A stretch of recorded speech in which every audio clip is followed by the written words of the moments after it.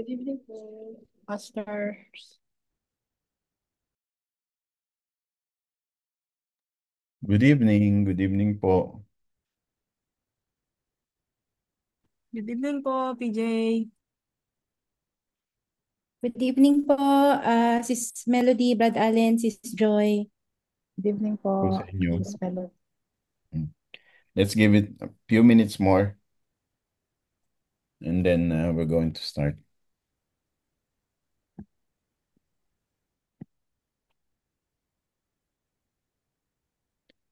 So again, if merong because we are also broadcasting on live, So if there are any questions regarding our Bible study or even a question with regards to your faith, you can send us a private message on the uh, page of the JRK Church, or you can post a comment, and once we have the chance, we will answer your question.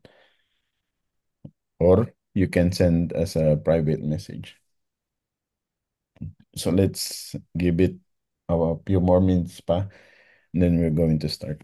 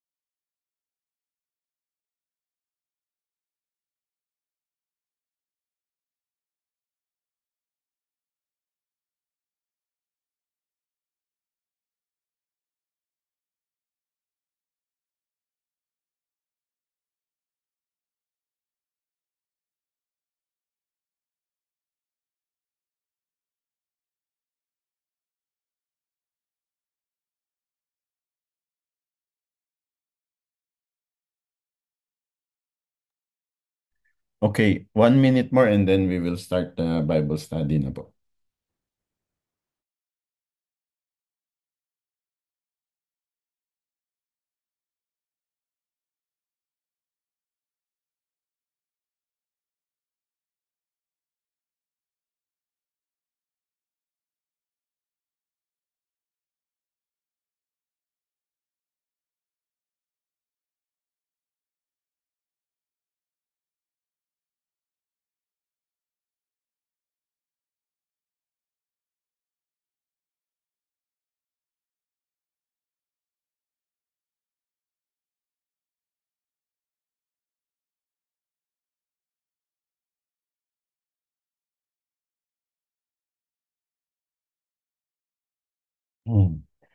Okay, so let us start our Bible study. Welcome po sa inyo, brothers and sisters, mga kapatid. Thank you for joining us in our Bible study tonight. Magandang gabi po sa inyo. Doon naman po sa nasa online, magandang gabi din po sa inyo. Good evening.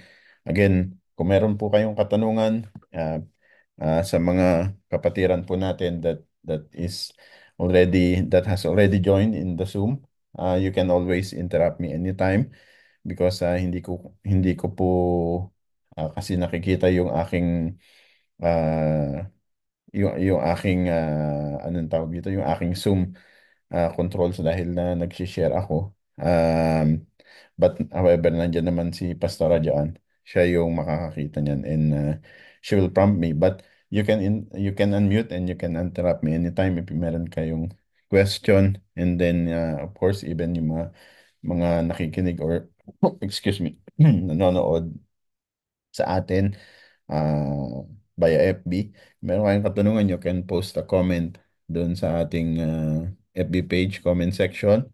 And once we are able, of course, we're going to answer your question. And also, you can send a private message to the FB page. And also, I would like to take this opportunity as well para i-invite po kayo sa ongoing every Friday sa ating church worship service to grow, in love and in spirit. Every Friday po yan from 1:30 p.m. to 3:30 p.m. That is Qatar time every Friday. And then, of course, our Bible study, nakalagay naman po dyan. This will be every Tuesday from 7:30 to 9 o'clock in Qatar. And in Dubai, 8:30 to 10 o'clock. So let's start our Bible study with a prayer. Let's pray. Father God in heaven, we thank you, Lord, for this wonderful opportunity na binigay mo sa amin, Panginoon, kung saan kami po, Lord, ay naroon po, Panginoon, na sama-sama, Panginoon, na nag-aaral, mag-aaral ng iyong mga salita. Panginoon, samahan mo po kami sa gabing ito. Tunay nga, Lord, hinihiling po namin na gabayan mo po kami, Panginoon. Ikaw po ang aming maging dakilang tagapagturo, Panginoon. Gamitin mo lamang ang iyon likod, Panginoon, pang mag-facilitate ng gawain na ito, Panginoon. But ultimately, ikaw po ang malugod mo papurihan, Panginoon, sa aming kalagitnaan. Salamat po ng marami at ako po'y nagwiwikan ng pagpapala sa lahat, Panginoon, nakasama po namin dito sa Zoom at even yung mga makakarinig nito later on, Panginoon. Maraming maraming salamat. Kaya mo po na ang mga mapag-aralan namin, Panginoon, ay maging pagpapala sa amin. Lord God, especially sa aming spiritual na estado ng aming pamumuhay at sa aming faith na ito po ay lalong magbigay sa amin, Lord God, ng magbigay ng growth sa aming faith. Maraming maraming salamat, Panginoon. Ito po ang aming samot-dalangin sa iyong pangalan, aming Panginoong Kristo, sa gabay patnubay ng Banal na Espiritu. Amen. So, praise the Amen. Lord. Once more, good evening po sa inyong lahat, brothers and sisters, and thank you for joining us in our Bible study tonight. And let's see if we will be able to complete and hopefully we'll be able to finish by 9:30 so that we can, 8:30 so that we can still have at least question and answer bago tayo mag-close ng 9 p.m. Alright, so our Bible study tonight is so dito po iikot ang ating pag-aaral no sa katanungan that was asked last time sa ating Bible study is if the statement of bringing back glory to God at the end of prayer is biblical. So I hope nakikita niyo po yung aking screen at naririnig niyo po ako. Mag-amen po kayo if yes. Amen. Ayun. Praise the Lord. So, yan po yung ating pag-aaralan. And this is a good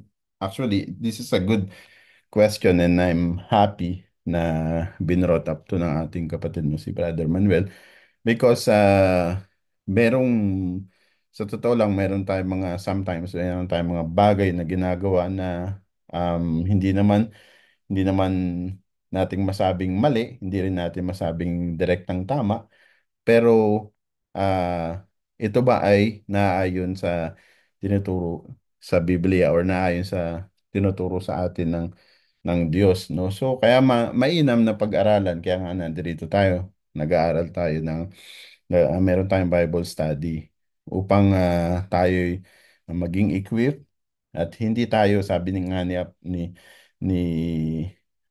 if I'm not mistaken si Apostle Paul ang nagsabi nun that will not be tossed by the waves and cunning no nung mga teaching or nung mga doctrine.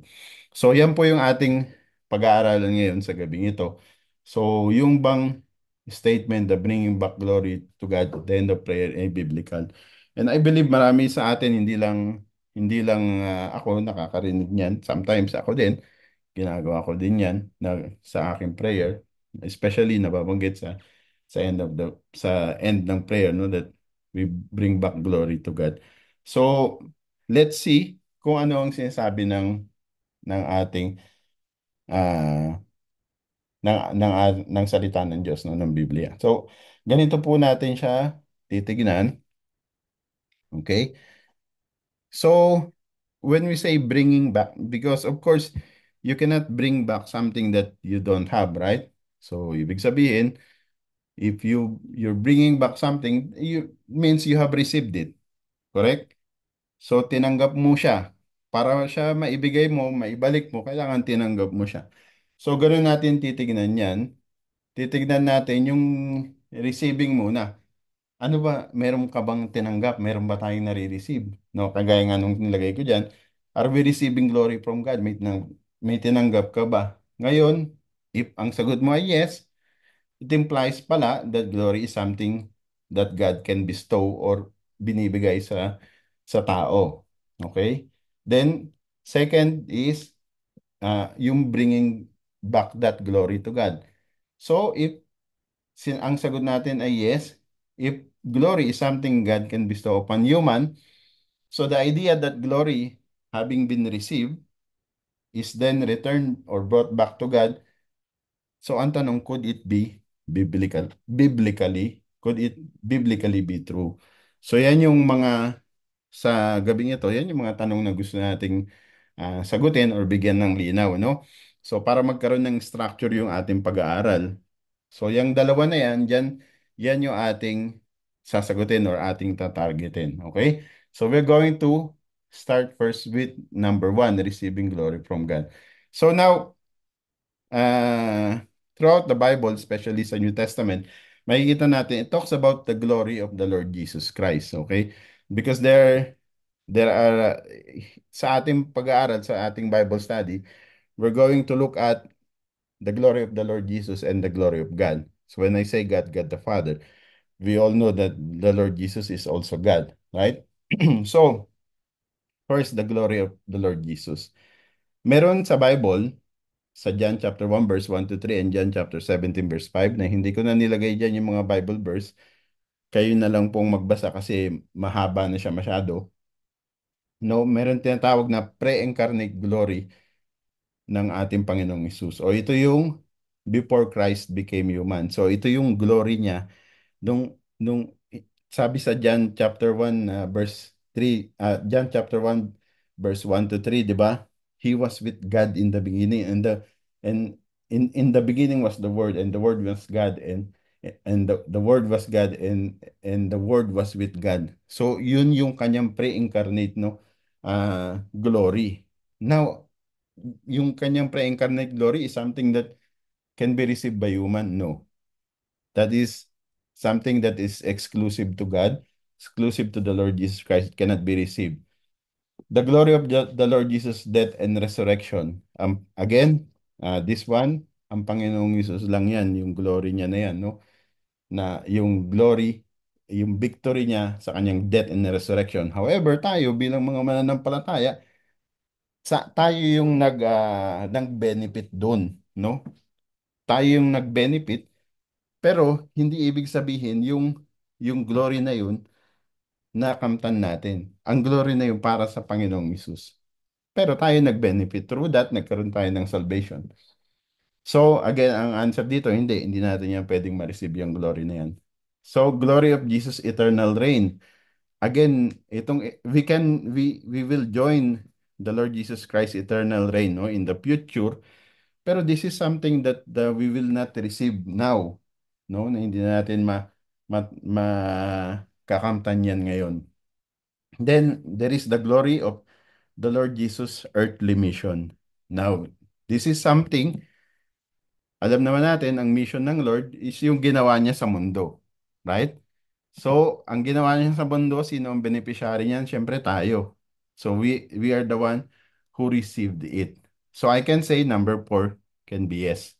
Then, sharing glory with believers. Makita natin yan sa John 17:20, Romans 8:17, Colossians chapter 3, verse 4. It talks about sharing glory with believers. So, from the word itself, sharing means the believers is receiving it or are receiving it, no? So, ngayon, tingnan natin yung John 17:22. Sabi sa John chapter 17, verse 22, sabi diyan, 1 minute. Okay. Sabi diyan, Jesus says, "And the glory which you gave me, I have given them that they may be one, just as we are one." Okay, so here, in-underlinean ko yung glory saka yung that they may be one because mga key ito eh. So tandaan nyo yan ha. Remember this. No, yung glory dito that the Father gave to Jesus, no? Sabi diyan, binigay yung glory sa Panginoong Hesus. So ibig sabihin, ah kumbaga hinan over ng Diyos Ama sa Panginoong Hesus, and now binibigay naman ng Panginoong Hesus kanino, no? Sabi diyan sa kanyang mga disipulo. Sa context nito, sa kanyang mga disipulo. Ito po kasi John chapter 17, kung babasahin niyo po ito yung high priestly prayer ng Panginoong Hesus. No, the one na kung saan siya po ay nanalangin bago siya arestuhin, no? Or bago siya i-crucify. Makikita natin yan sa Book of John chapter 17. Ngayon, kung babasahin niyo po yan, in particular from the Book of John chapter 17, from 1 to 26, diyan yung prayer ng Panginoong Hesus. Mahati yan into 3 parts in context. Yung unang part niyan is where he prays for himself. Then yung pangalawang part niya, where he prays for his disciples. And then the third part is where he prays for all believers. So yung third part, makikita niyo po yan sa John 17 verse 20 to 26. Kung saan nakapaloob itong ating verse na tinatalakay ngayon, yung John chapter 17 verse 22. No, so anong ibig sabihin nito? Ibig ba sabihin nito, yung glory na tinutukoy dito is something divine in nature? Hindi po, no? Yung glory na tinutukoy dito, no, ay something na ibinigay ng Panginoong Hesus sa kanyang mga disipulo, pero not necessarily na same divine glory na that the Lord Jesus Christ shares with his Father, no? Hindi divinity yung glory, hindi of divine essence yung glory na tinutukoy dito, no? Dito sa John chapter 17 verse 22. So kaya yan yung lilinawin natin. So ngayon ang tanong, so kung ganun, ano yung glory na tinutukoy dito? Ayun nga, yun yung aalamin natin. Pero may isa pa dito importante na highlight ko, ewan ko kung nakikita niyo yung mouse ko na umiikot. Nakikita niyo ba yung mouse ko umiikot? Hindi. Yes po. Opo, opo. Ito Ayun. po. Mm. Yun pala. Okay, yan. So, yan, that they may be one. Okay, so because we're talking about glory, pero yung key dito is that they may be one. So, because this talks about unity, no? So, ang sinasabi sa John 17:22, the primary purpose daw ng pag-share or pagbigay ng glory ng Diyos sa Panginoong Hesus at ang Panginoong Hesus sa kanyang mga disipulo, and kung makikita niyo yung prayer ng Panginoong ng Panginoong Hesus, hindi lang para sa kanyang mga disipulo, even dun sa mga mananampalataya or maniniwala sa kanyang mga disipulo. So ibig sabihin, ang tinutukoy dito is pati sa mga mananampalataya na kagaya natin, no? So ang primary purpose nito is for unity. Sabi diyan, kasi and the glory which you gave me, I have given them, that, yan yung operating word, no? That they may be one, just as we are one. So, ang pinag-uusapan dito is unity, no? So, ito palang glory na to, once we received it, pag natanggap natin ito, ang mangyayari, magkakaroon ng unity. Alright? Now, so, let's go to 1 John chapter 1 verse 3. Let us examine this verse. Ang sabi dito, that which we have seen and heard, we declare to you. Okay? That you also may have fellowship with us, and truly our fellowship is with the Father and with His Son, Jesus Christ. So, kung pansinin niyo po yung highlight ko na green, no? That you also may have fellowship with us, and truly our fellowship is with the Father and with His Son, Jesus Christ. So yung highlight ko na green dyan, it talks about unity, di ba? Talks about unity. And nandoon na naman yung operating word na that, no? So ibig sabihin, merong magkukos niyang unity na yan. So ano daw yung magkukos nun? Ang magkukos daw nun is ito. We have seen and heard and we declare to you. No? So ibig sabihin, kung ano yung nakita at narinig at dineklara sa mga tao, no, that is what is going to cause that unity. So, klaro ba? Naintindihan niyo yung pinapaliwanag ko? Okay? So, ngayon, yan ang sinasabi sa 1 John chapter 1 verse 3, no? So, ibig sabihin, what we have seen and heard, we declare to you that you may also have fellowship with us. So, yung green, it talks about unity. Here, makita natin that they may be one. Yung glory daw na ibinibigay ay para maging one. It talks about unity. Right? So, now keep that thought. No? Hawakan natin yan. May titingnan pa tayo na another verse. Sa John chapter 1 verse 14 naman. Ang sabi sa John chapter 1 verse 14, and the word became flesh and dwelt among us. We beheld his glory, the glory as of the only begotten of the Father, full of grace and truth. So rito sinasabi that, and the word became flesh and dwelt among us, and we beheld his glory. Kaya kinuha ko yung sa Tagalog para maging mas maging malinaw. Naging tao ang salita at nanirahan sa piling namin. Nakita namin ang kaluwalhatiang tunay na kanya bilang kaisa-isang anak ng Ama, siya ay puspos ng kagandahang loob at ng katotohanan. So makita natin dito sa John chapter 1 verse 14, sinabi na yung glory, yung kaluwalhatian ng Diyos, no, ng Panginoong Hesus ay nakita. Nakita, sinong nakakita? Tao, 'di ba? Nakita ng tao. Ngayon, tandaan niyo yan, no? Sabi, nakita ng tao, behold, we beheld His glory. And then sinasabi dito sa 1 John 1:3, that what we have seen and heard, we declare to you. So, ibig sabihin, yung sinasabi dito na nakita nila at yung sinasabi dito sa 1 John 1:3 na nakita nila that will cause unity, iisa. No? Ang tinutukoy, yung glory ng Lord. Okay, now, i-hold nyo again yung thought na yan, no? Hawakan nyo uli. Now, let's go to John chapter 14, verse 23. So, ang sabi ng Panginoon, Jesus answered and said to him, "If anyone loves me, he will keep my word, and my Father will love him, and we will come to him and make our own home with him." So again, here in this uh,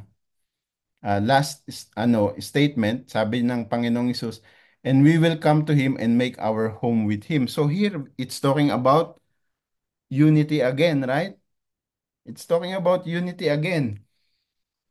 Pero before yung unity na yan, ang sabi ng Panginoong Hesus, Jesus answered, said to him, "Anyone loves me, he will keep my word, and my Father will love him." So, ibig sabihin, ang operating word para mapangyari yung unity is to keep His word, no? I-keep yung salita ng Diyos. Right? So, yung pag-keep ng salita ng Diyos, it produces yung union with God the Father and our Lord Jesus Christ. Correct? Yan yung sinasabi sa John 14 verse 23. And then sabi sa verse 24 naman nan, same chapter, sabi, "He who does not love me does not keep my words. And the words which you hear is not mine, but the Father's who sent me." Right? So ngayon dito, ang sinasabi ng Panginoong Hesus, teka muna, yung salita pala na yun, sabi niya, no, ay hindi nagmula sa kanya, ngunit nagmula sa Diyos Ama. Right? So anong gusto kong ipaliwanag? So ang ibig sabihin ay ganito. Sabi sa John chapter 17 verse 22, "The glory which you gave me, binigay binigay yung glory sa Panginoong Hesus, I have given them, binigay sa mga disipulo at sa mga mananampalataya para that they may be one." Now, ang sinasabi naman dun sa John 14:24, "The word which you hear is not from me, no? Is not mine, but the Father who sent me." So, ibig sabihin, kung titignan natin, if we're going to look carefully, yung glory na tinutukoy dito sa John 17:22 at ang salita ng Diyos na tinutukoy sa John 14:23 ay iisa. Di ba? Makita mo natin sa John, 1 John chapter 1 verse 3, sabi niya, "And that which we have seen and heard, we declare to you." So, ngayon, ang tanong, sa panahon natin ngayon, paano nangyayari yung naidi-declare sa atin yung ginawa ng Panginoong Hesus? Di ba sa pamamagitan ng salita niya, sa pamamagitan ng Biblia, di ba? So kung titignan natin ngayon, so that means yung tinutukoy dito na glory, again, sabi ko nga, maraming glory na tinutukoy ang pagdating sa Panginoong Hesus saka sa Diyos Ama. Pero ang gusto lang natin malaman, alin yung, para masagot yung tanong natin, alin yung glory na maaring ma-receive ng tao. Right? So here, we're trying to prove kung ano yung glory na sinasabi dito. So here, it shows na ito palang glory na to is yung glory ng Panginoong Hesus na ginawa niya yung mabuti, no? Sabi sa John 1:14, no? Full of we beheld his glory, the glory of the one and only begotten of the Father, full of grace and truth. At nakita natin yun, no? Nakita natin yun at sabi sa 1 John 1:3, "What we have seen and heard, we declare to you." No? At yun ay nakasulat sa kanyang mga salita, sa salita ng Diyos. Kaya sabi ng Panginoong Hesus, "If you keep my word, my Father will love you, and we will come to him and make our home with him." So, na, later ko na i-conclude, but what I'm trying to say is yung glory dito, the glory here represents, I mean, yung word or yung glory represents, or glory equates to sa salita ng Diyos. No? Kasi doon sa salita ng Diyos, sa Biblia, doon nakapaloob yung kanyang mga ginawa. No? Okay? Okay po. May question kayo so far?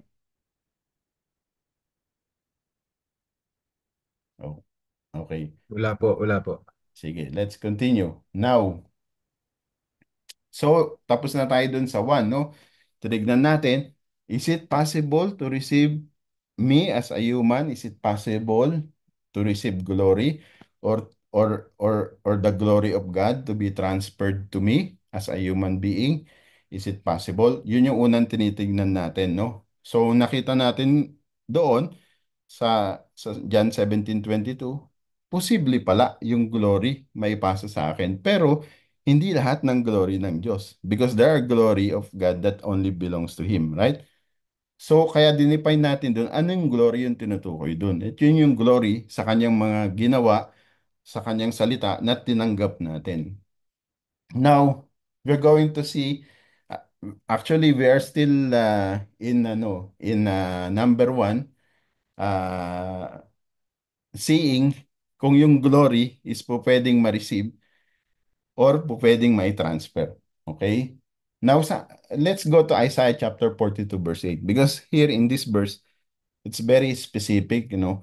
Sabi kasi ng Diyos Ama, sabi niya, I am the Lord, that is my name, and my glory I will not give to another, nor my praise to carved images, no? So, ibig sabihin, He doesn't share His glory. So, in that case, kung ito ang pamantayan, ibig sabihin pala, di wala na tayong dapat pag-aralan pa.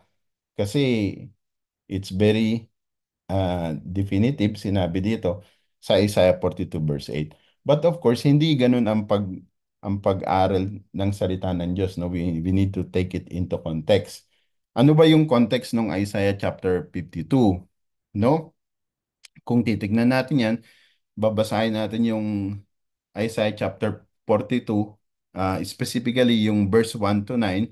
No, itong verse na to describes God's servant and His mission, which is ang ating Panginoong Hesus.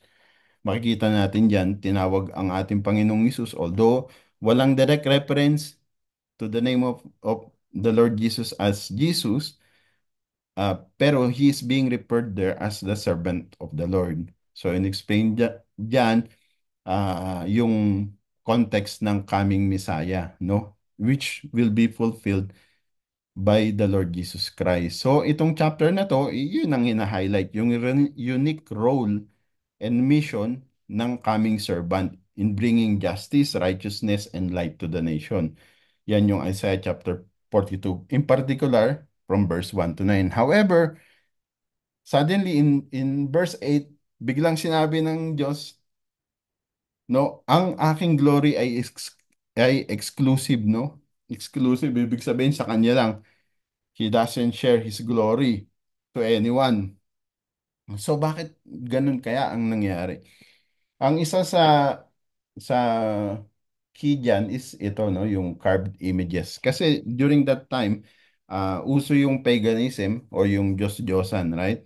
So basically, God is not saying na yung kanyang glory ay hindi niya ibibigay sa ibang tao, pero ang sinasabi niya, ang glory niya ay sa kanya lang. Hindi ito pwedeng sa Diyos-Diyosan. For example, meron kang Diyos-Diyosan at sinasamba mo ito, kino-glorify mo ito, no, ang basically ang sinasabi niya, yung glorification mo na yun is not equivalent to glorifying me, no?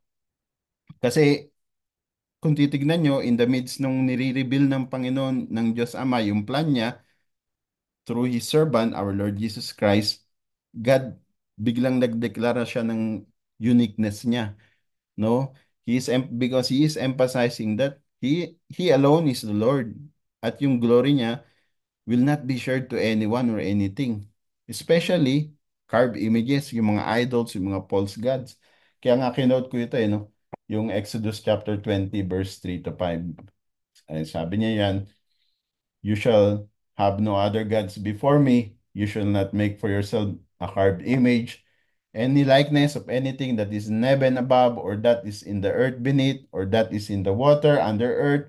You shall not bow down to them nor serve them. No? Because eh, yun yung pag-bow down, no? Form of worship yun no? So ang sinasabi niya, yung yung glory that is reserved to him, he's not going to share it with any other gods, no? For I, sabi niya, the Lord your God, am a jealous God, visiting the iniquity of the fathers upon the children to the third and fourth generation of those who hate me. Right? So yan yung tinutukoy dyan. Now, tignan natin ngayon. Tinabulate ko dito.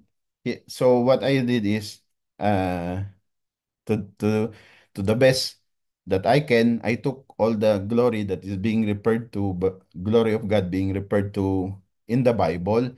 Tinabulate ko dito sa table. Gumawa ako ng table. So makita niyo yan sa first, ano ba to? Row or column? First row. First column pala. Sorry. Sa first column, ito yung type of glory.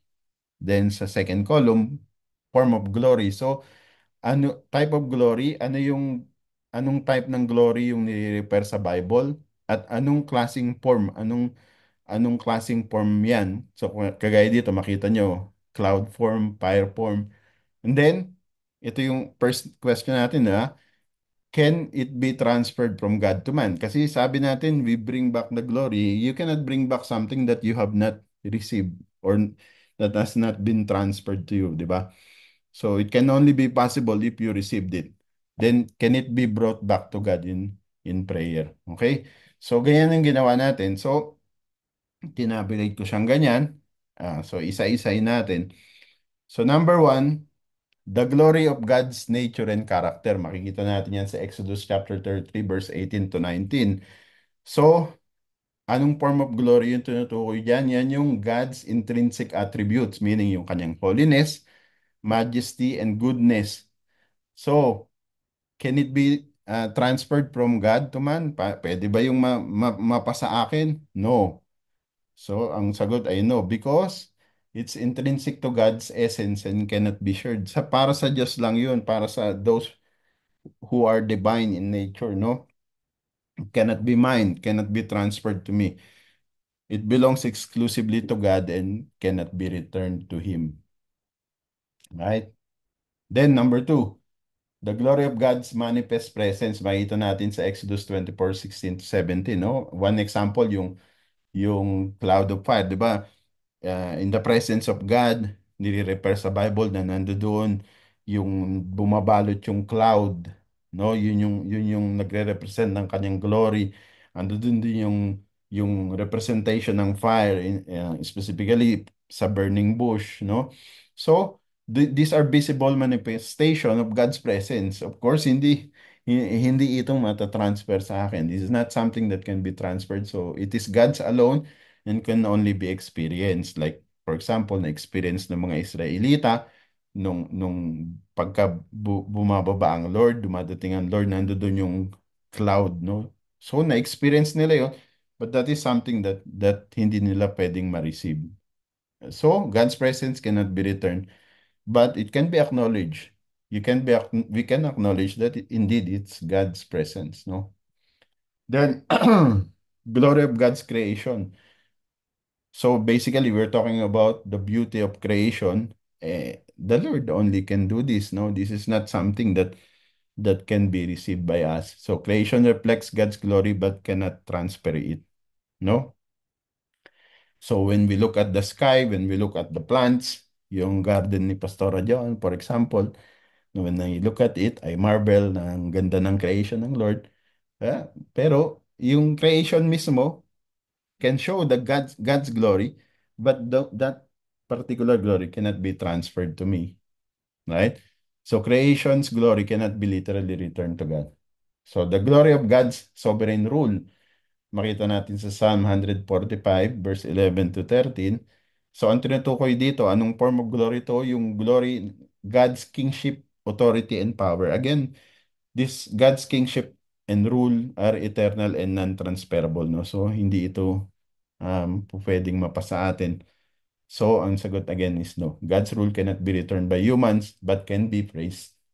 And then, the glory revealed in God's salvation. Makita natin sa Ephesians chapter 1 verse 12.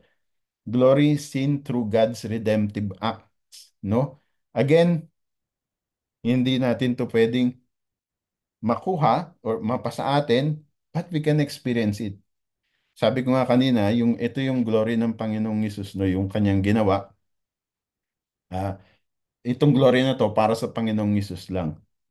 Pero we benefit through it when we experience yung glory ng salvation. Salvation's glory belongs to God and cannot be returned to Him. No? Then, sa Romans 8:18, the glory that believers will share in eternity. Now, itong glory na tinutukoy dito, this is a future glory to be shared by believers in heaven. Now, can this be received? Yes, it can be received but this is a future, no future event.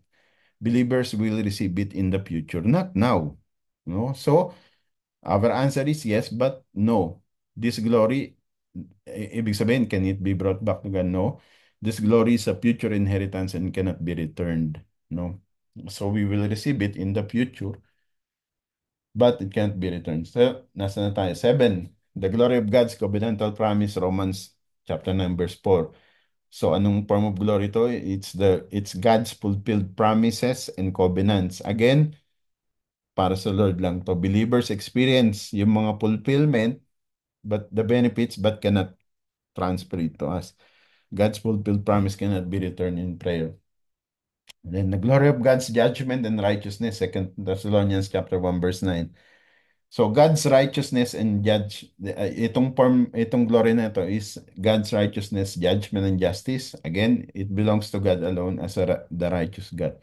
Cannot be received by us, cannot be returned to Him because His righteousness and judgment are not returnable by humans.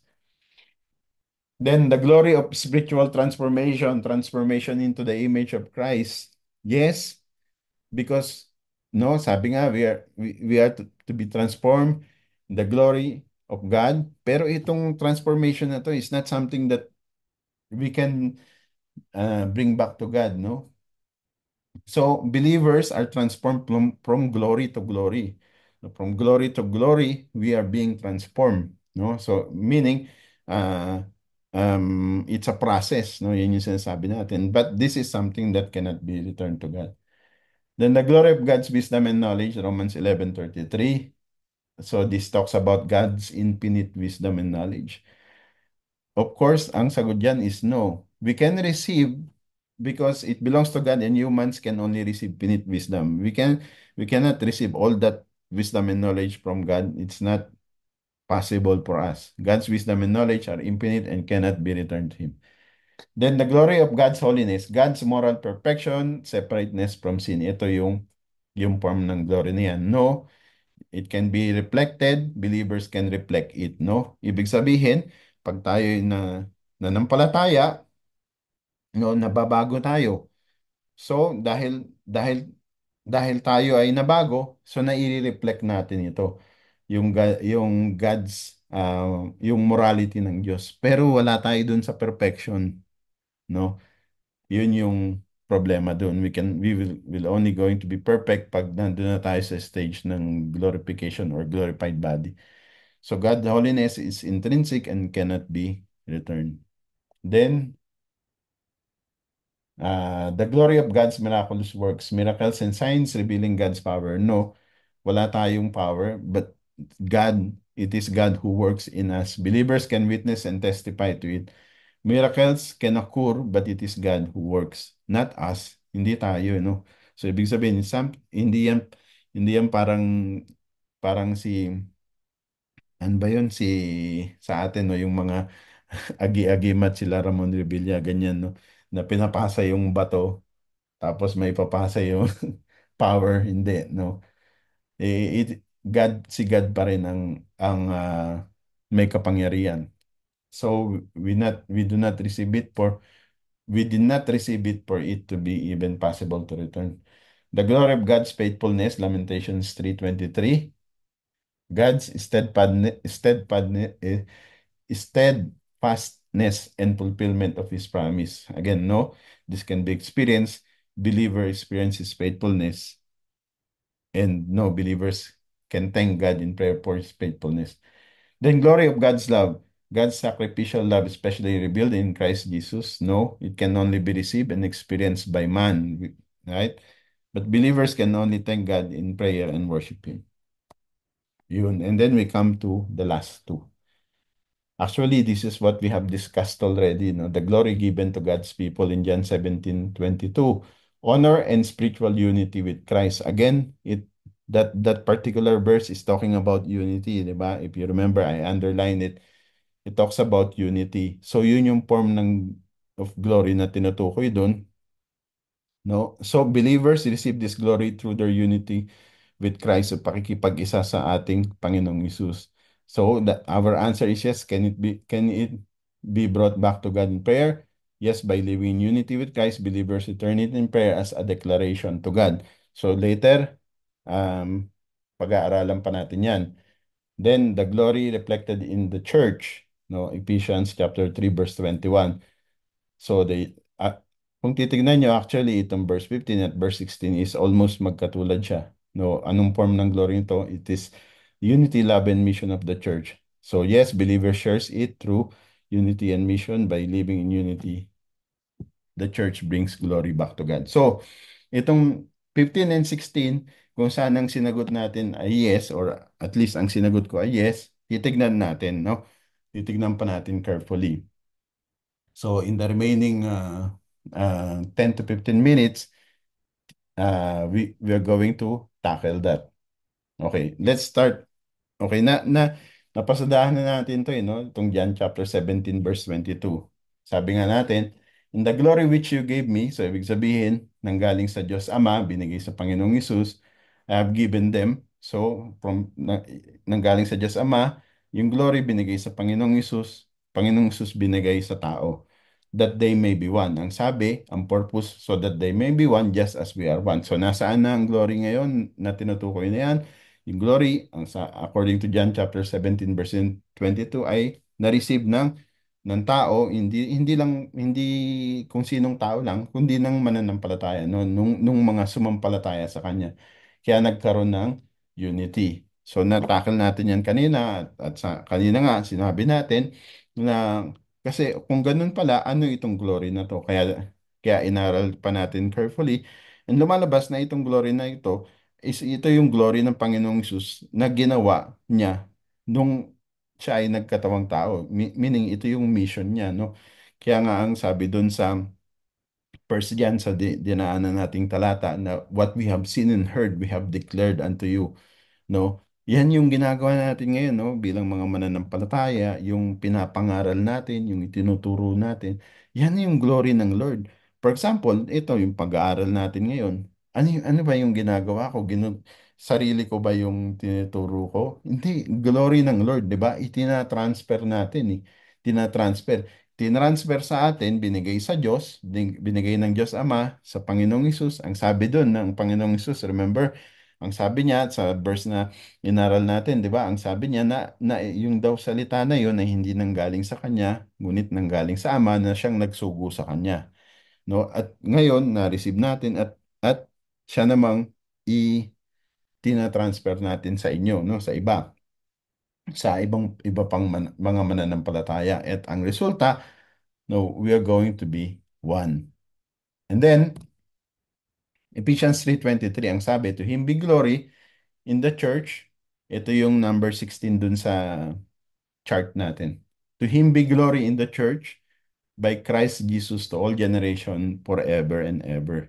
Kung titignan niyo po itong Book of Ephesians chapter 3, here si Apostle Paul speaks about the Lord Jesus Christ, no, yung mystery of the Lord Jesus Christ and yung revelation niya to both the Jews and the Gentiles na ang Jews and Gentiles sinasabi diyan sa Ephesians 3 in context is part of the same body. So meaning the book of Ephesians chapter 3 is talking about unity. And itong Ephesians 3:21, ito yung conclusion na ni Paul, no? He concludes dito by glorifying God, recognizing that it is through the church that God's wisdom, love, and power is displayed. Kaya sabi niya, to Him be glory in the church by Christ to all generation forever and ever. Amen. Sabi niya ngayon, sa Tagalog mas maganda, kaya nilagay ko yung Tagalog. Sabi, sa kanya nawa ang kaluwalhatian, no? So this talks about glory. At sabi sa pamamagitan ng iglesia. So ibig sabihin na yung kaluwalhatian napapasa sa Diyos sa pamamagitan ng iglesia. How if we are united, and how we are going to be united? We're going to be united through God's glory also. What kind of glory? Yun nga, dinefine natin kanina, yung glory that comes through the Word of God. So yan yung sinasabi sa Ephesians chapter 3 verse 21. Now, John chapter 15 verse 7 to 8, this is very this is very crucial na maintindihan natin, and yung last verse na babanggitin ko. Kasi sabi rito sa John chapter 15 verse 7 to 8, sabi diyan, if you abide in me and my words abide in you. So again, we're talking about the word of God. Sabi natin, the word of God here is the glory of God, no? If you abide in me, sorry.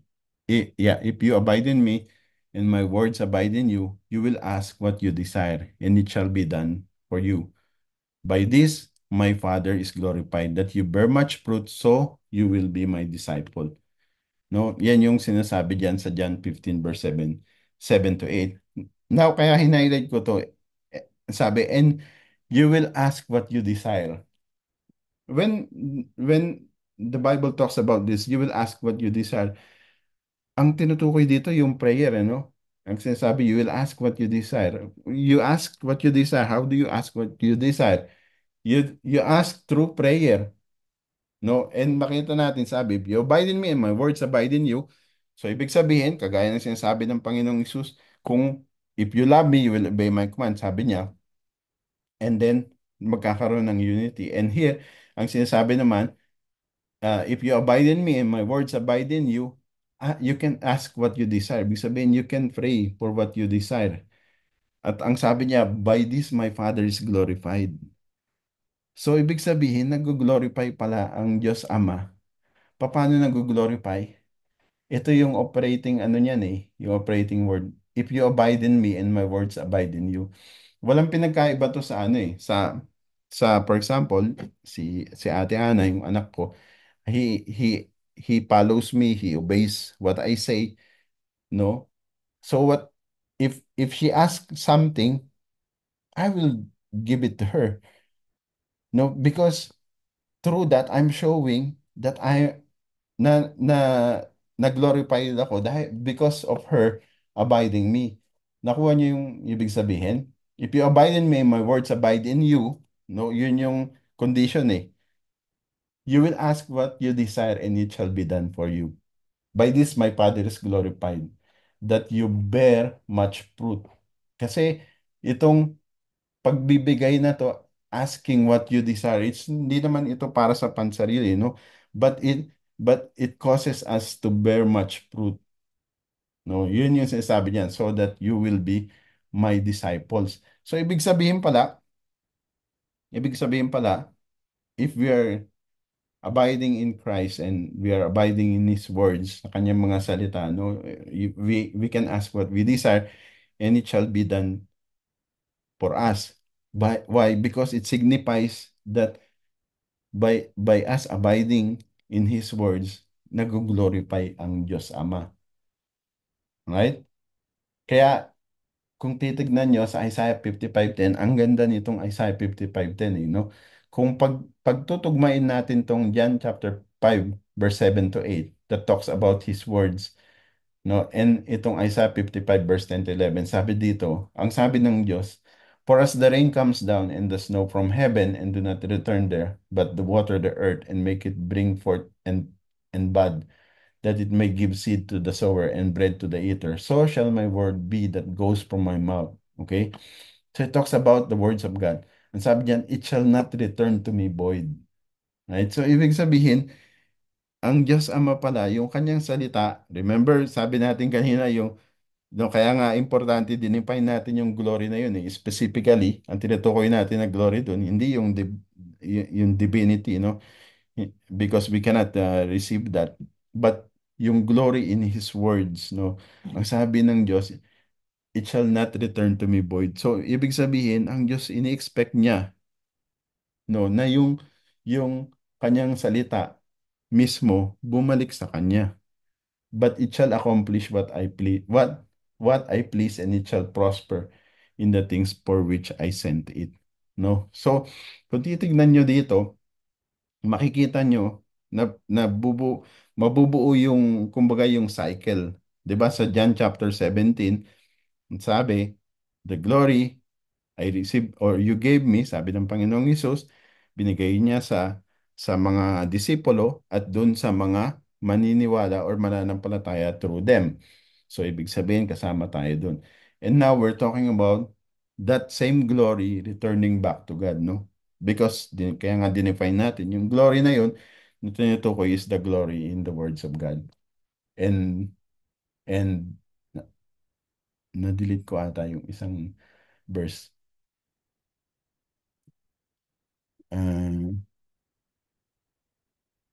Hindi. Yan na pala yung last verse, sorry. So, with that, ngayon, with that, ang tanong, so, is it biblical ba to say that we bring back the glory to God in prayer? Now, we can answer, we can see that the glory that we are referring to here is yung glory ng Lord, no? Yung glory ng Lord in His words, dun sa kanyang mga ginawa.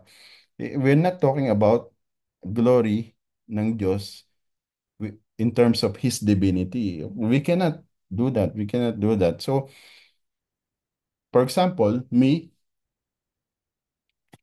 mananampalataya na that abide in Him, no?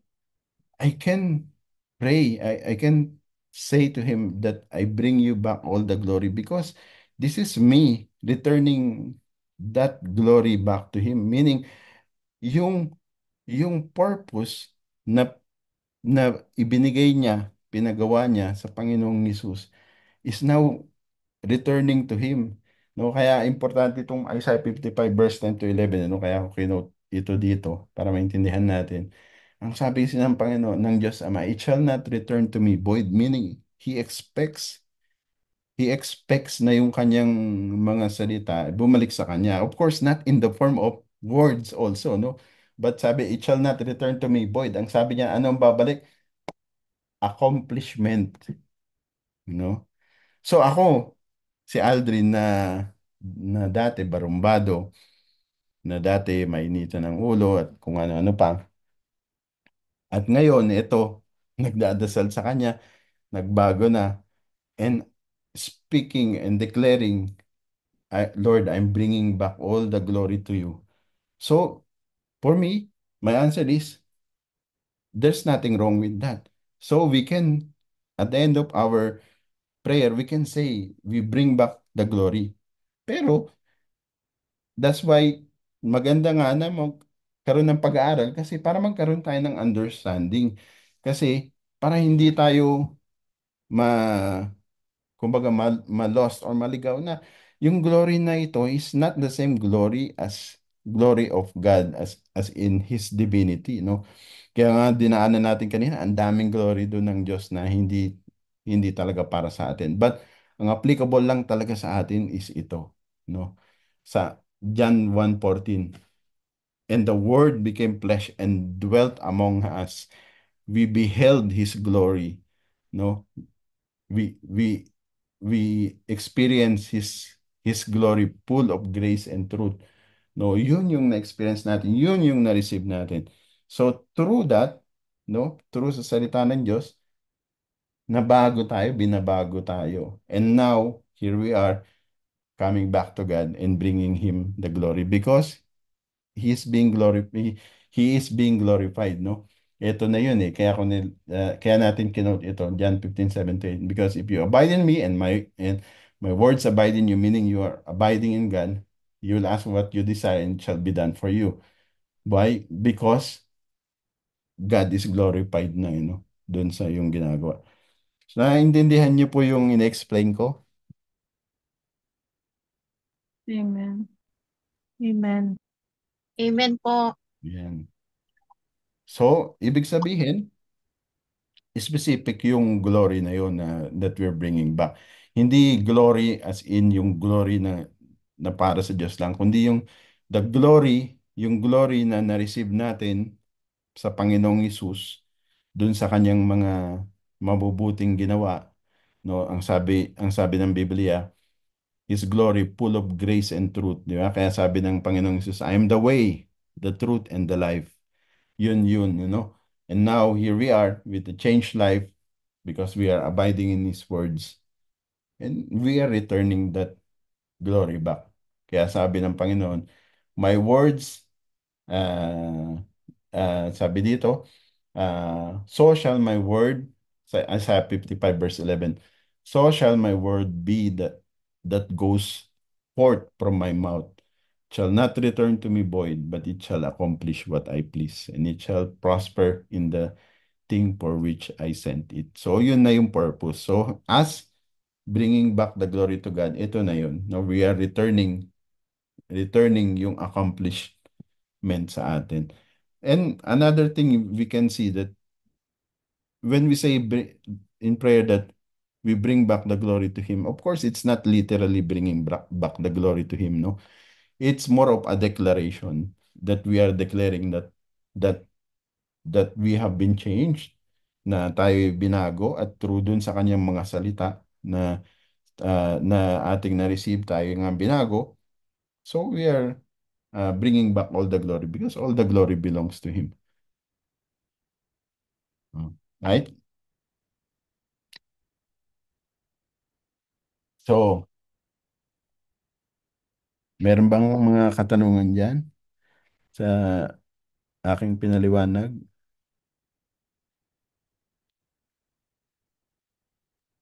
Malinaw po, Pastor, malinaw. Oh, yan.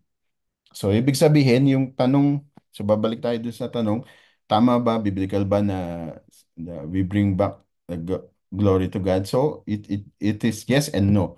Yes, because it should be specific only to the glory that we receive only. Not all the glories of God because hindi lahat ng glory ng God ay hindi natin na-receive. Yung eto lang, ano. Okay, may nagtaas ng kamay. Ayan. Pwede palang makita pag nagtaas ng kamay. Yes, PJ, Pastor John. Siguro na like para maging shall I say practical. Pwede tayo siguro mag-cite ng instances kung kailan pwedeng sabihin 'yon. Like kunwari, I'm thanking God kasi na-heal ako. So I bring back the glory to Him. Is that correct or not in Well, terms of healing? in terms of dito lang sa dito sa pinag-aaralan natin, okay? Kasi yung glory Mm. na tinutukoy dito sa pinag-aaralan natin, ito yung glory ng Panginoong Hesus, no? So meaning the works of Christ. Kaya ang sabi doon, balikan ko doon yung verse. Yan. So kaya ang sabi diyan, no, ito yan eh. What we have seen and heard, we declare to you. So ibig sabihin, so para lang magkaroon ng linaw yung sagot doon sa sinasabi mong Pastor Rodiano. So, sabi natin kanina, di ba? Ano yung dito, what we have seen and heard, we declare to you. So, ibig sabihin yung mga gawa, yung ginawa ng Panginoong Hesus, no? Yun yung glory niya eh. And that causes unity. That will cause unity. Sabi diyan, that you also may have fellowship with us and through our fellowship with the Father and with His Son, Jesus Christ. So, yan yung unity. So, ngayon, kung ano yung nakita nila na ginawa ng Diyos, ibig sabihin, yan yung testimony nila eh, di ba? Kumbaga, dun sa ginawa ng Diyos. No? So, now, balik tayo dun sa tanong mo. For example, yun nga, yung merong na-heal. Okay? Merong na-heal. So, ina-attribute natin yung healing na yun dahil sa gawa ng Diyos. So, kumbaga, palitan ko to. Sabihin kong ikaw ang nagsasabi nito. What I have experienced, no? what I have experienced, for example, ako may sakit ako, sabihin ko na, what I have experienced as healing from the Lord, I declare to you. So, ibig sabihin, gino-glorify mo di ba? Ang Diyos ang gino-glorify mo kasi you give Him glory back to Him. So, anong result? Siyempre, may strengthen ng tao. Di ba? Yan yung testimony, di ba? May strengthen ng tao. So, yung faith ng tao, lalong ma, yung tawag doon, may energize, no? So, it causes unity as uniting together. So, kasi yung tanong mo, ano no, yung tanong mo para sa current, I'm referring to dito sa pinag-aaralan natin base sa biblical. Pero yung tanong mo kasi yung sa current, so I'm just trying to relate it. That's what I'm trying to do, no? So Yung parang ano na, ay, kasi parang ang sinasabi mo, you're declaring the works of God, right, in your life. So, ibig sabihin, what I'm trying to say is, ganun din yun. Kasi sabi dito, we have seen His glory. So ngayon, although physically, hindi natin kasama ang Panginoong Hesus, pero ibig bang sabihin nun, hindi na siya kumikilos sa mga buhay natin? No, kumikilos pa rin siya sa buhay natin. So, ibig sabihin, handun pa rin yung glory niya, no? Nakikita pa rin natin. And kapag ka yung ginawa niya, yung result ng mga gawa niya, yun yung nung unang panahon, naisulat yun as ano, part ng Biblia, no? Na naging salita ng Diyos. Ngayon sa atin naman, yun yung testimony natin. So, I can say that, yes, you bring back glory to Him in that sense. kasi 'di ba, it's written, sabi, I am the God that healeth thee. So, kung ako yung parang word to forward ako, yun yung nakalagay that God is a healer. Okay? That's one. Number two, sabi kasi sa 1 John 1:3, we have seen and we heard. And nung lumakad ng Panginoon sa ministry niya, earthly ministry, He was there healing. So, Mm, alam mo yun, it's also written that He healed. So, mm, in that sense, yung word of God talaga nandun. And nabasa ko na nagpagaling siya. It's written there, that's the word of God, that's in the Holy Scripture, at nagmanifest sa buhay ko, nagkaroon ng tangible effect sa buhay ko. And then indeed talaga, you can bring the glory back to God. Not mm, not the glory na deity glory, but yung glory ng kanyang miraculous works. At saka it's also written, 'di ba? By the Lord's stripes we are healed. So it's a part of that. Although salvation ang tinutukoy doon, but the healing itself, it's an effect of the salvation eh. Faith, ano yun eh, faith being manifested yun. So yun, I'm just trying to lay it down na practical yung mm, dating, yung mm, nangyayari ngayon. mm. Yes. May nag-raise ng hand pa uli. Sino yung nag-raise ng hand? Ako, Brother. Pastor. Opo. Pastor, maano ko lang kasi, alam Mm, niyo po ba na panaginipan ko tong pinag-uusapan natin? talaga? Ano pong Opo. share nyo naman sa Meron amin? kaya, Pinip nyo. kasi ano tawag dito, ang ang personal testimony ko po kasi Mm, is when I say, Lord, I bring back the glory to you, it's an act of worship. mm, It's an act of worship because kung hindi lumalalim yung aking pananampalataya, hindi ano maikukumpara ko yung buhay ko nung araw na hindi pa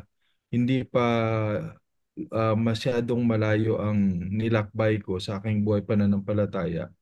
Hirap akong bigkasin yung word na Ama sa iyo ang kaluwalhatian. Father, I give you back the glory. Hirap ako sabihin.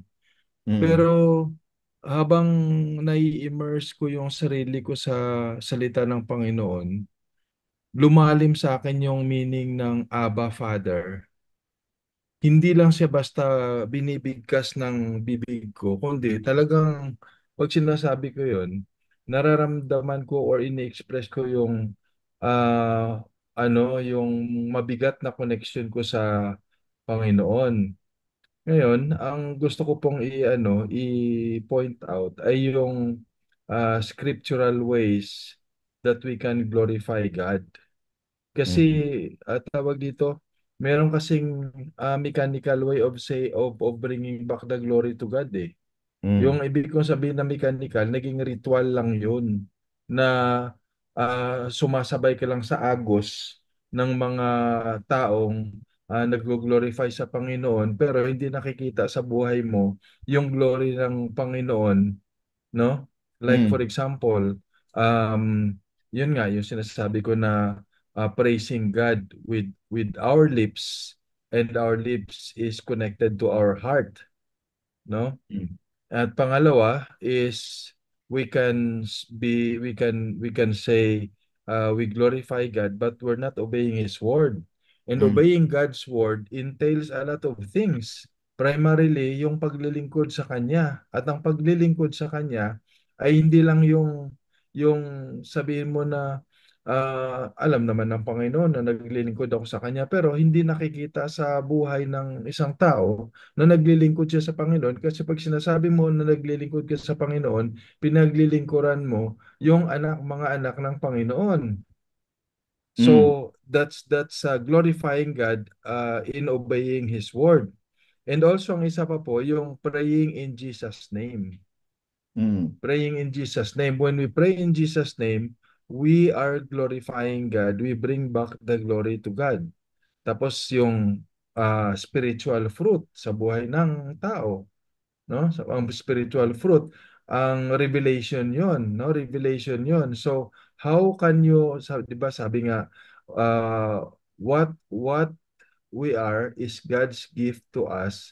What we become is our gift to God. Mm. So, kung nakikita ang bunga ng Espiritu sa iyo, madali kang makapag-glorify sa Panginoon. Mm. And kapag nag-glorify ka sa Panginoon, nakikita sa iyo yung pag-seek ng kabutihan ng ibang tao. Mm. Kasi kung hindi mo gino-glorify ang Panginoon, paano mo maipapakita sa ibang tao yung ginagawa ng Panginoon sa buhay mo? Di po ba? Mm. Like for example, paano mo dinidemonstrate yung sinasabi mong, Lord, mahal mahal kita Lord, no? Lord, sumasamba ako, sumasampalataya ako sa iyo. Pero yung communication mo na yan is, sabi nga natin, well, ang relasyon sa Panginoon is very personal, but it needs to be demonstrated because at the end of the day, our main purpose in furthering the kingdom of God is one way of glorifying Him, doing our task habang nandito pa tayo sa mundo so that we can be called good and faithful servant. Mm. So kung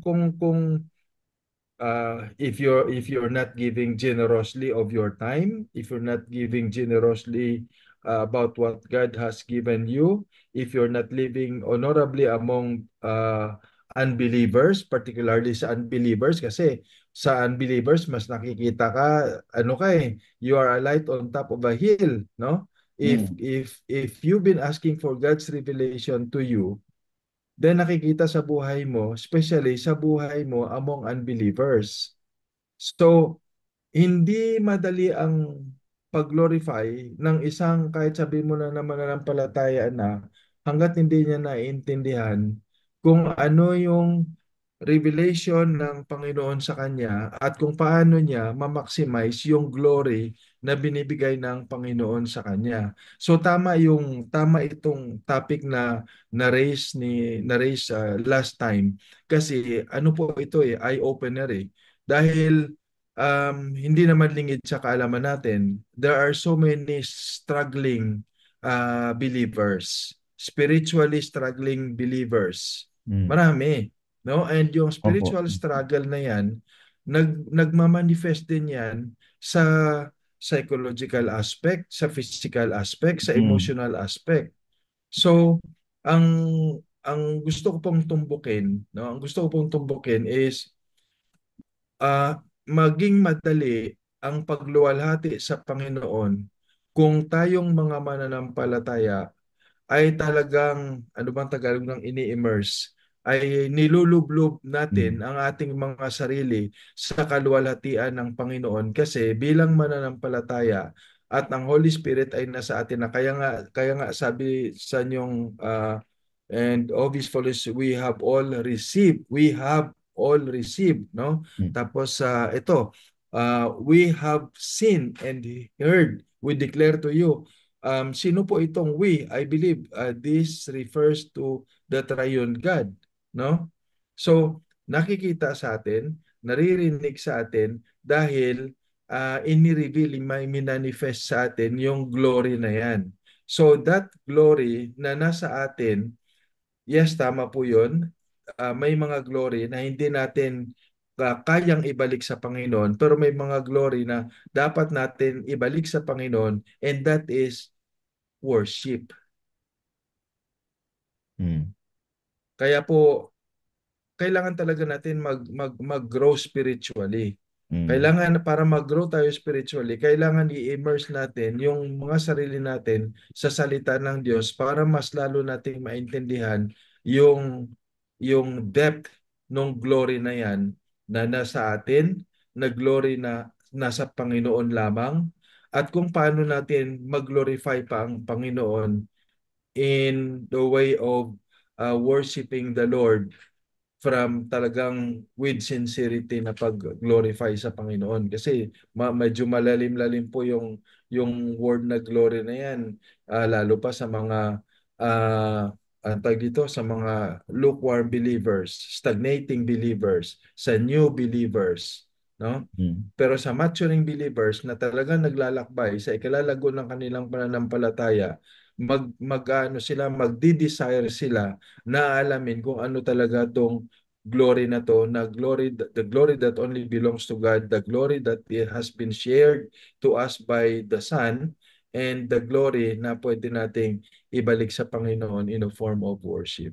Yun lang Amen. po, Pastor. Amen. Thank you po sa inyo. Ayan, salamat po sa inyo mga kapatid. Una, salamat sa nagbigay ng katanungan kay Brother Manuel. So, yan yung naging topic natin ngayon. And I believe that this is God's purpose, no? Kaya ito yung tinalakay natin. And it's for our benefit. And the more na tayo nag-aaral ng salita ng Diyos, the more na tayo natututo, and the more na nag-glorify ang Lord, at the more na-unite tayo. No, hindi lamang tayo, mga manampalataya, bagkus ganun din, we are united in Christ and with God as well. Praise the Lord. Meron pa bang katanungan or meron kayong topic na gustong nating talakayin for next week? Ayan, nakita ko nagtaas si Brother Manuel. Brother Manuel,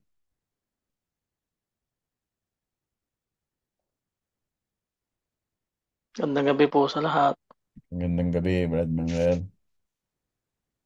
Actually po, kaya ko po natanong yan kasi naging topic po yan dati sa isang simbahan doon sa natinan ko dati nung nasa Saudi pa ako.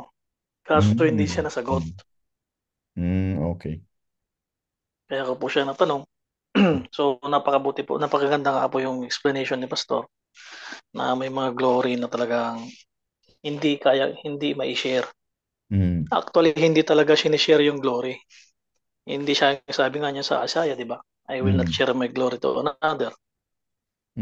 Bagkus itong glory na ito is pinapa-experience lang sa atin. Pina-experience lang sa atin ng Panginoon sa pamamagitan ni Jesucristo.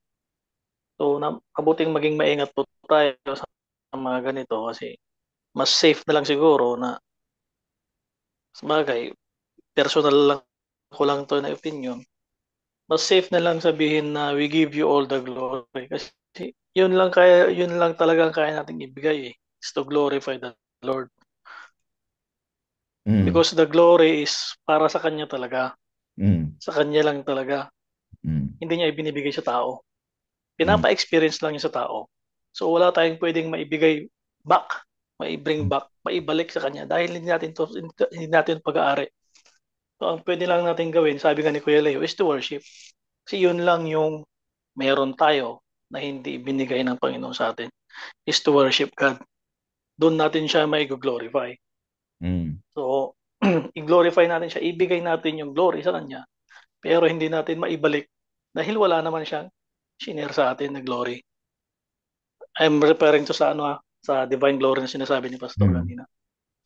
Pero sa glory ng words nga, yun nga, is sa glory ng words ng Panginoon. So pag ginagawa natin to is binibigyan niya din siya ng glory. We are giving Him all the glory. Mm. Yun lang po yung sarili kong opinion doon. Pero Mm. maganda nga yung paliwanag ni Kuya Leo at ni Pastor kanina. Mm. At isa pa doon sa kinakanta natin minsan, kung familiar kayo doon sa kantang Shekinah Glory, Opo. di Si ba? Kyle Lord. Mm. Shekinah Glory come down, Shekinah Glory come. Yung Mm. Shekinah Glory po, hindi po yun hinihingi. Mm. Kasi no one can stand the Shekinah Glory. Mm. Di ba? Yun po yung kaningningan. Mm. He's a consuming So, fire. so masyadong ano po Mm. lalo sa mga worship Malalim. leader po ng Mm. JRK, tignan po natin kung yung mga linaline up natin, makasabihin ng Panginoon, be careful what you wish for. Biglang Kasi nga, mansaw. biglang bumaba, di Mm. kalas. Mm. Takbuhan lahat. Imbes na tumakbo yakapin ng Panginoon, tumakbo palayo.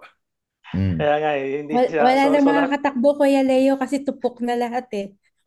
kaya hindi lahat ng kaya nga nang sinasabi ni Kuya Leo dati pa, kanila ni PJ, hindi lahat ng kanta po pwede. Mm. Totoo. So, Mm.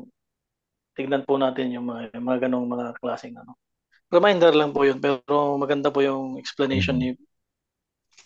ni PA kanina sa kanila Kuya Mm. Leo. Mm. So to be frank to all of you, I had a hard time sa Bible kasi wala na talagang binanggit sa Bible that we bring back glory. Meron we give back glory.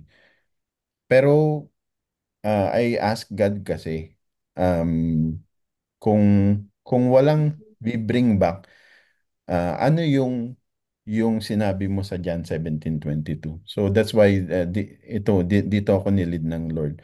Pero sa Bible, wala talagang sinabi that we bring back glory to God. Every time we give back glory. So ibinabalik natin. So I think that's the right term na lang. If we're going to pray, don't use we bring back, we give back.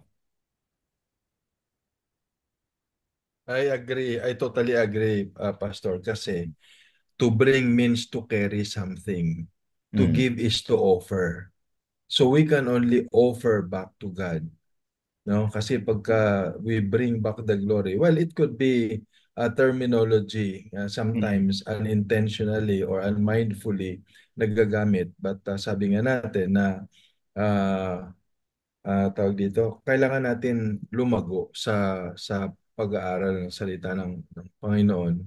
Not because gusto natin maging spiritually academician, pero yung tamang yung tama kasi lalo pa ngayon na tinatawag tayo para mag-serve, tinatawag tayo para mag-reach out, no? So we need to be ready to answer questions and we need to give the right answer to the questions na inaano sa atin kasi I believe this is kahit itong topic na na-raise ni Brother Manuel, this is one manifestation that God is really working in the midst of JRK Church, no? Yun Mm. yung parang yung mga hinihiling natin sa Panginoon na revelation niya parang unmindfully nangyayari sa atin. So we need to be equipped, no, with the right tools na meron tayo if you are asking for the full armor of God. So this is one avenue na natin magamit natin. Sister Joy, nagtataas. Amen. Sister Sige Sige po. Manny. Sister Joy, and then after si Brad Manny, Sis Helen. Sige po, Sister Joy, go ahead. Good evening po. Evening. Tinignan ko po kasi yung meaning ng give. Sabi dito, freely transfer the possession of something to someone. So, I beg to disagree po dun sa we give back the glory. Kasi ibig sabihin, nasa akin galing. So, it's, I would agree po with Brother Manuel na to give you all the glory. Ay, to give you all. Ano mo yung sabi niyo, Brother Manuel? Ano nga po sabi niyo, bro? Give you all the Tama po glory. yan. We give you all the glory. Give you all the glory. Pero kasi ang nakalagay dito, we freely transfer the possession of something to someone. So, ibig sabihin, galing sa atin. Tama Ano ba? na lang kaya, you That deserved is, all the glory na lang. You deserved all the hindi, glory. tama naman. Wala nang give, wala nang ano. Wala namang mali doon sa sa sinabi ni Sister Joy. Pero that is the definition kasi, Sister Joy, ng the word na give. Pero kung titignan mo yung times, kasi maraming beses ginamit, in-encourage sa Bible to give glory back to God. Nakita natin sa Ecclesiastes yan. Actually, in almost every book, nandun yung encouragement to give glory to God. So yung meaning ng give dun sa yung kumbaga yung biblical meaning ng give, hindi lang basta hindi lang basta equivalent dun sa dictionary meaning nung give. So ibig sabihin tama naman yung meaning nung dictionary na sinasabi. Pero when it comes to Bible, yung give dun is hindi lang something na kasi kung ganon, ibig sabihin mali yung sinasabi dun sa Biblia, di ba? So maybe that's another topic that maybe we can tackle sa ating Bible study. Si Brad Manny, Sister Helen, nagtaas ng kamay. Good evening po sa inyong lahat. Good evening po. Ayun, ako po ang masasabi ko kasi may natutunan po ako tonight. Salamat sa Panginoon. Ginamit po Lord. kayong lahat. Kasi I admit kasi may mga times or malimit kong ginagamit yun, I'll bring back glory. So, siguro po talaga is kulang din ako sa pero yung intention po to give glory to God, nasa Kanya po talaga. Kasi mula nung di ba, wala naman pong pinanganak na malalim na agad ang pananampalataya. Kumbaga, in progress po tayong lahat. So habang pinapalalim tayo ng Panginoon sa salita niya, naiintindihan natin, pinauunawa sa atin. So, yung intention na ibalik sa Kanya yung papuri, yung karangalan, is sa Kanya po talaga nararapat. So, ang kamalian lang, kaya nagpapakorek talaga ako at nakorek ako diyan, na-rebuke ako, yung paggamit. Pero yung meaning yung intention mo to give glory to God ay nandoon po. So, isa pa pong yung sa atin, lalo na especially sa ating mga nagtuturo, habang nag-uusap-usap po kayo habang nagtuturo, ang na-receive ko pong ng Panginoon is, di ba, nag-aaral tayo ng salita ng Panginoon, personal, individual. So, totoo yun, ang salita ng Panginoon is para sa lahat po talaga. Pero wag din po nating kalilimutan ang salita ng Panginoon is para mismo, bago pa natin i-share, tayo yung kinakausap ng Lord, personal. Di po ba, pag nag-aaral tayo, hindi naman tayo nag-aaral ng Word of God through someone, kundi nag-aaral tayo by our own. Kaharap natin yung Biblia. So, wag po natin kalilimutan na bago natin i-share yung salita ng Panginoon, sino ang unang kinakausap tayo po, di ba? As a pastor, as a teacher, as a preacher, tayo unang naka-receive, tayo unang naka-receive ng pagpapala niya, ng correction niya, tayo unang tinuwid bago pa natin to ibabahagi sa iba. So, salamat po sa Panginoon sa topic na to. Talagang very helpful and nagbibigay po ng understanding kasi kahit ako, ang tagal ko na. Pero yung intention po na sabihin yung bring back na talagang admit ko yon, hindi ko alam na hindi pala tama yung mag-bring back. Pero yung intention to give back glory. Kaya lang yung paggamit ng bring back, yun po yung hindi dapat pinapractice. Kasi nga, wala naman tayong glory. Wala tayong, kumbaga, wala tayong karapatan, wala tayong pwedeng ibigay sa Lord, kundi, or ibalik sa Lord, kundi yung papuri at pasasalamat at yung pagluwalhati sa pangalan niya. Dahil siya naman talaga yung pinagmumulan ng lahat, creation niya lang tayo at kumbaga by God's grace, di po ba? Dahil free nga yung free po yung kaligtasan na binigay niya sa atin through our faith. So wala naman tayo talagang kayang or kakayahang ibalik sa kanya kundi yung glory na nararapat sa kanya. Yun po yung pangunawa ko doon.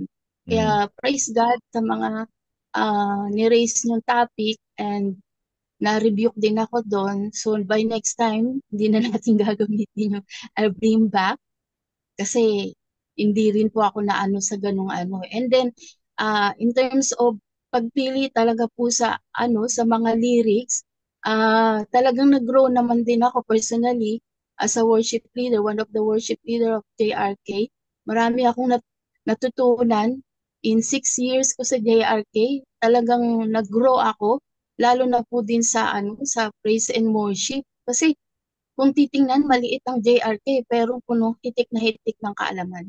Yun yung pinagpapasalamat ko kasi tinitingnan natin, I mean to say na napapatingin din tayo kasi talaga sa ano sa bilang pero yung pinaka ano niya, pinaka essence nung ano, yung natututunan natin is marami tayong matutunan sa loob ng JRK charts na mga ginagamit ng Panginoon. Kumbaga, vice versa po may natututunan yung nagtuturo, may natutunan din yung nakikinig.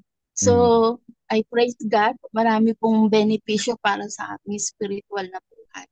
And thank you po sa buhay niyo lahat, kay Kuya Leo, kay Pastor, lahat po sa inyo. Kasi yung naobserbahan ko kanina yung topic, kapag Bible study talaga, kumikilos yung Panginoon habang nakikinig kami, kahit wala kaming erase na topic, pero natututo kami at the same time sa takbo ng usapan at saka yung mga binibigay ng Lord na wisdom sa mga nagsasalita sa Bible study or natuturo sa atin. Gaya po ninyong lahat. Kaya praise the Lord. Amen. Sige po, salamat po. Praise the Lord. Salamat po, Sister Helen. God bless you. Salamat, Brother Leo, Brother Manuel, Sister Joy, sa lahat ng mga nagsalita. And even sa mga kapatid natin na hindi man sila nakapagsalita. Salamat din po sa inyo dahil alam ko naman na nandiyan kayo, nakikinig kayo, and even sa mga nasa online, salamat po sa inyo. So ngayon, since 10:07 na po dito sa aking oras, so may ibig sabihin 9:07 na dyan sa Qatar. So hanggang dito na lang tayo. Hindi na ako muna mag-entertain ng question pa. Pero may isa akong tanong kung sinong gusto kong humingi ng suggestion sa inyo. Kasi I can just put mga topics. Pero mas maganda yung topic na kagaya nito. Di ba? May merong kaninang tanong. So, yung mga question na para sa inyo, question na gusto nyong mabigyan ng linaw, kumbaga, no? So, yun yung mas maganda, yun yung topic natin, pag-aralan natin. So, meron po ba kayong ganun, something, sabihin niyo po at yun po yung aking aaralin para Pastor, yun yung sama-sama natin pag-aralan. Opo, Pastor, sige meron po. pa po akong isang tanong na pwede nating itapik sa susunod. Kasi ito tanong pa po noon, hindi nabigyan ng linaw. Sige. Parang madaming tanong na hindi nabibigyan ng linaw. Oo, may hindi nabigyan ng linaw kasi basta may sarili lang akong ano ba, opinion. Kaya mas maganda kung mas marami yung Sige. Maganda. mag-aaral. Sama-sama ang pag-aralan natin. Doon po sa The Lord's Prayer, Hmm. Susulat ko. sabi doon, Recorded naman to, pwede kong balikan. Doon sa the Lord's Prayer po. Sige po. Doon, di ba sabi niya na, Our Father in heaven, hallowed be thy name. Thy kingdom come, thy will be done on earth as it is in heaven. Opo. Sabi niya, tapos, forgive us our sins as we forgive those who sins against us. Ito po yung tanong. Kapag po ba hindi natin pinatawad yung mga taong nagkasala sa atin based sa the Lord's Prayer, hindi rin tayo papatawarin ng Panginoon. Okay. Kasi forgive us our sins as we forgive those who sins against us. Sa Tagalog po, sabi niya, patawarin niyo kami sa aming mga kasalanan gaya ng pagpapatawad namin sa mga nagkasala sa amin. So kung ang pagpapatawad natin sa mga nagkasala sa atin ay hindi buo, so ibig sabihin po ba hindi rin buo yung pagpapatawad ng Diyos sa atin? Ating mga kasalanan. Yun po yung tanong. Okay. Sa susunod na lang po. Sige. Para mapag-aralan pa. Sige. So, i-topic natin yan sa susunod. So, okay. Salamat, Brad Manuel. Meron pang iba? Kasi yung tanong niya parang maiksi lang yan. Mabilis masagot Ako po. yan. So, kung meron pa kayong karagdagan na tanong. So, isang Ako po, topic yung Pastor. tanong ni Brad Manuel, tapos isang topic yung kay Sister Helen. Sige po, Sister Helen. Ano lang po, nawa matapik po yung yung about transformation po talaga. Ano pong transformation po ng Yung, Transfiguration? diba, transformation po, di ba, we are sinners. Paano po tayo matatransform fully? Paano po tayo masasabing na transform na po tayo talaga fully? Yun po yung gusto kong matapik. Okay. Kulang pa ako sa kaalaman. Sige. Sige po. Sa mga na lang po yun. Sa Pakilista susunod. na lang po.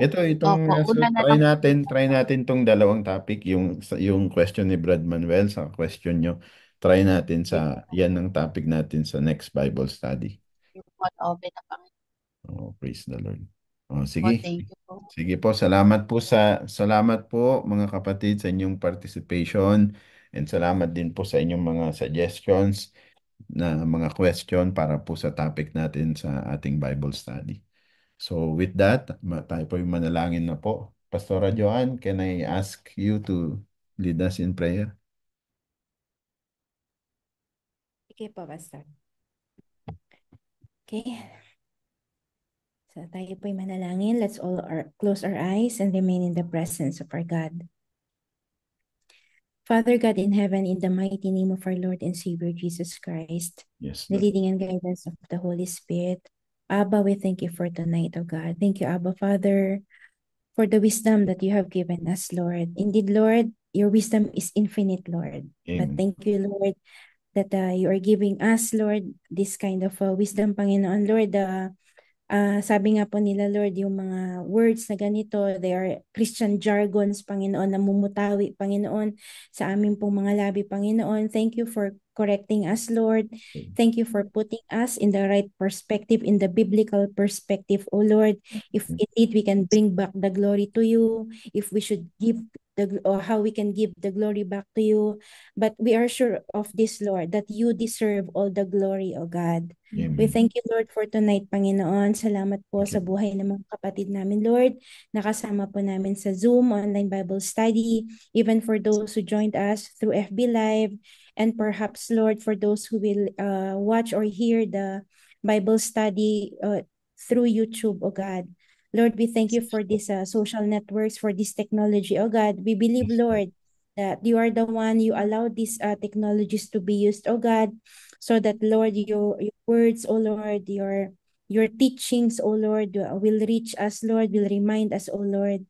Maraming salamat, Ama. At indeed, Lord, natutunan namin, Panginoon, that you have, there are so many forms of your glory, Panginoon. And we thank you, Lord, that kahit yung maliit, Panginoon, yung katiting na glory, Panginoon, Lord, we do not deserve it. We cannot have it. We can never contain it, oh God. For indeed, Lord, your glory, Lord, it's so vast, Panginoon. But Lord, we thank you, oh God, because of our Lord Jesus Christ. We have seen your glory, Father God. Yes, Lord. Because of our Lord Jesus Christ, He is the one uniting us, O Lord, from different walks of life, Panginoon. Pinag-isa niyo po kami, aming Panginoong Amen. Jesus. And indeed, through the power, through the work of the Holy Spirit, O God, you are sanctifying all of us, Lord, uniting us, Lord, and Yes. changing us, transforming us, O God, from glory to glory, O God. Yes. Maraming salamat, Panginoon, kasi indeed, Lord,